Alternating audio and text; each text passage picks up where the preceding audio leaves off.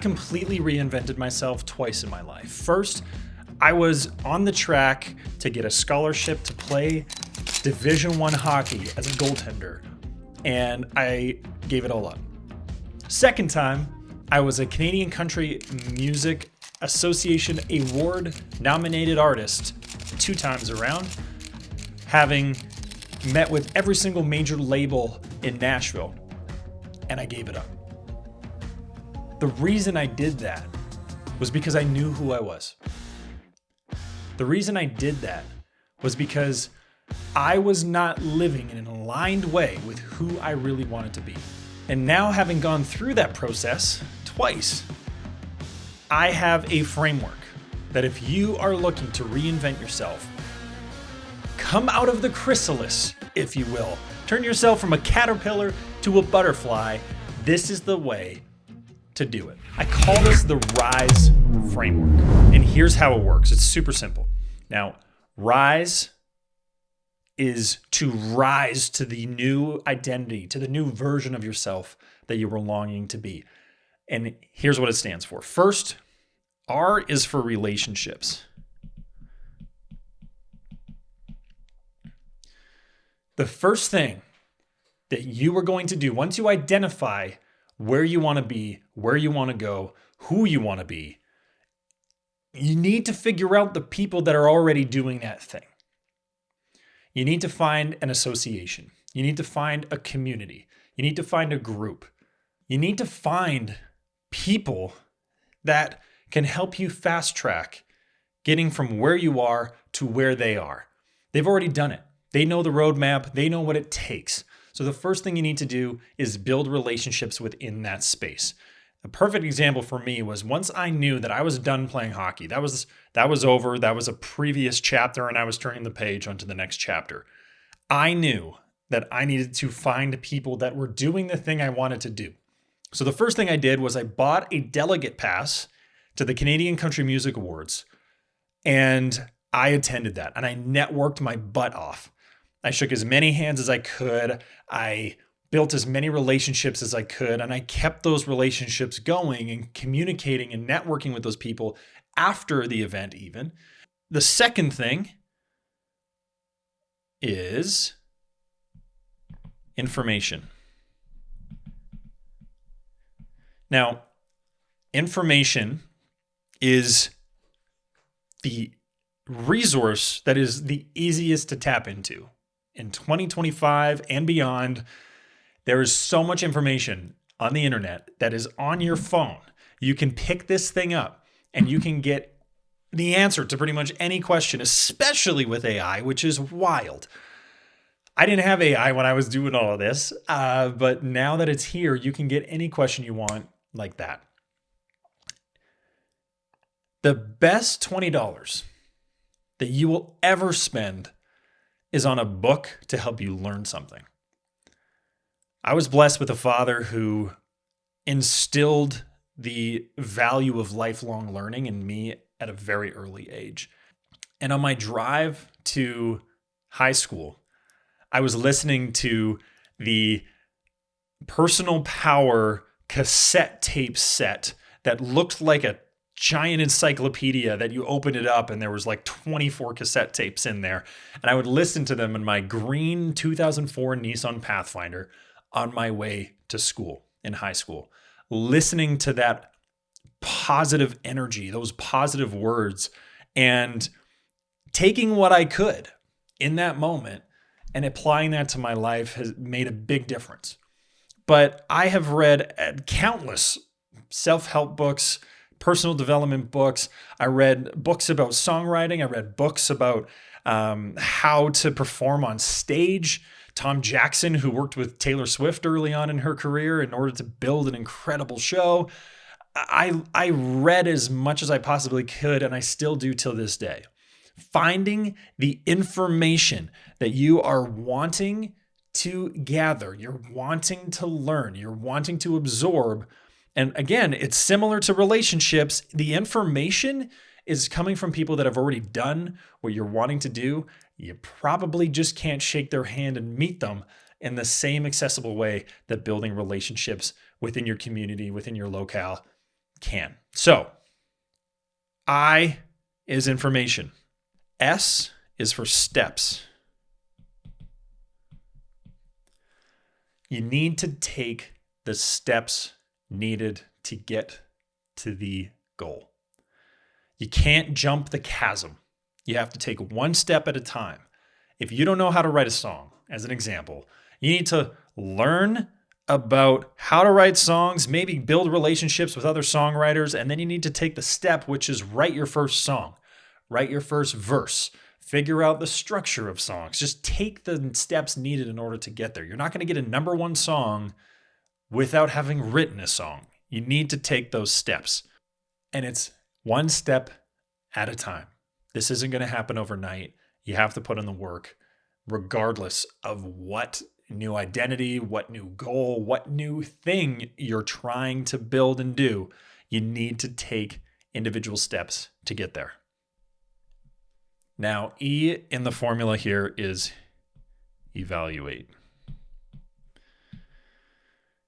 It is arguably the most important part of this entire process. If you don't evaluate not only your progress and reflect on where you've come from and where you are now and where you're going, you're not going to get as far as you need to go.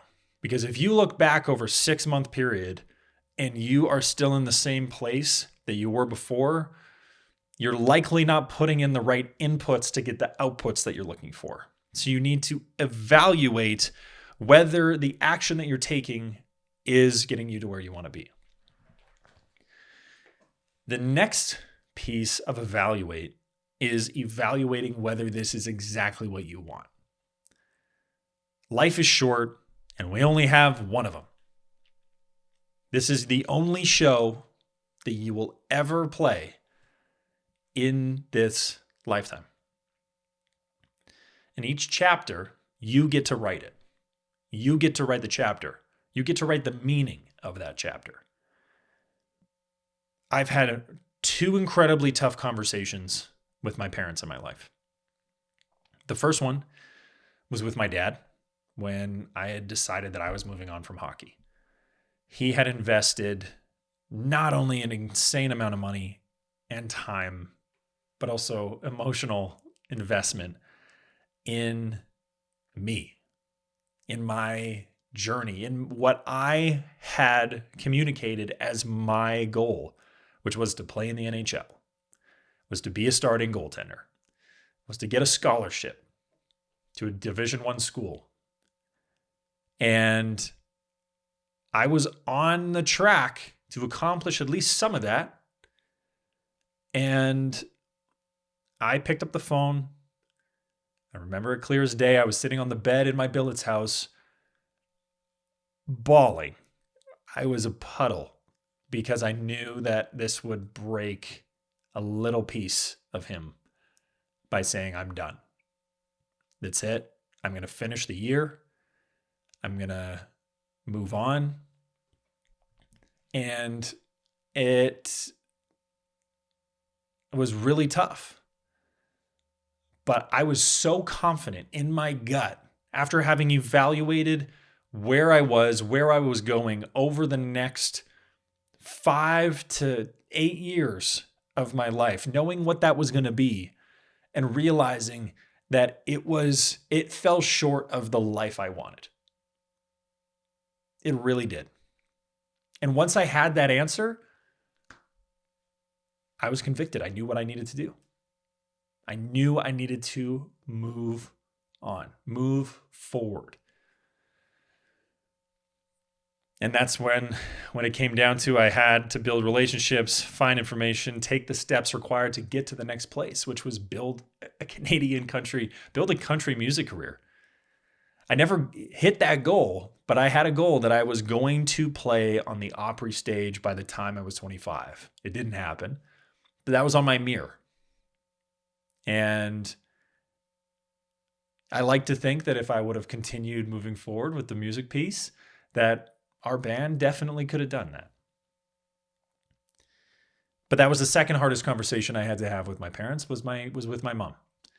She like my dad, was very emotionally invested and supportive in my career as a musician, as an artist. And in both instances, they didn't want me to give up on a dream that they had seen me have so passionately. And I think it took until I said that the only two things I really knew I wanted to be when I grew up was a husband and a dad, did it really sink in that I had a clear vision, clear priority for the values in my life, and family was at the top. And when I realized what success meant in the career of a musician, of an artist, I looked at the pros and cons and the time taken away from family in order to achieve those goals. I was very intentional with that time, evaluating whether or not music was still going to be something that I focused on. And I decided it wasn't. It wasn't something that I was willing to give up to chase that quote unquote dream. I'm currently living my dream. I'm living the dream right now. I'm still striving for things. I'm still pushing myself. But when I come home or on the weekends, I'm surrounded by the people I love, and I am living my dream right now. That is truly the most important thing, is evaluating whether or not what you are doing is what you really want to do. Who you are right now is really who you want to be. And if you don't go through all of these steps, if you don't go through and build relationships, find that information, take the steps required, and most importantly, evaluate whether you're on the right track, you won't be able to get to where you really, truly deserve to be. Now, I hope you find this helpful. If you enjoyed this video, please subscribe, please like it. I'm going to be doing a heck of a lot more of this. It's something I'm really passionate about, sharing my story.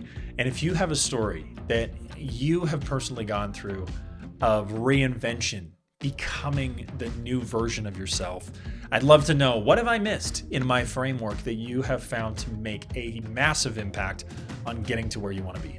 Thanks so much for watching. I'll see you next time.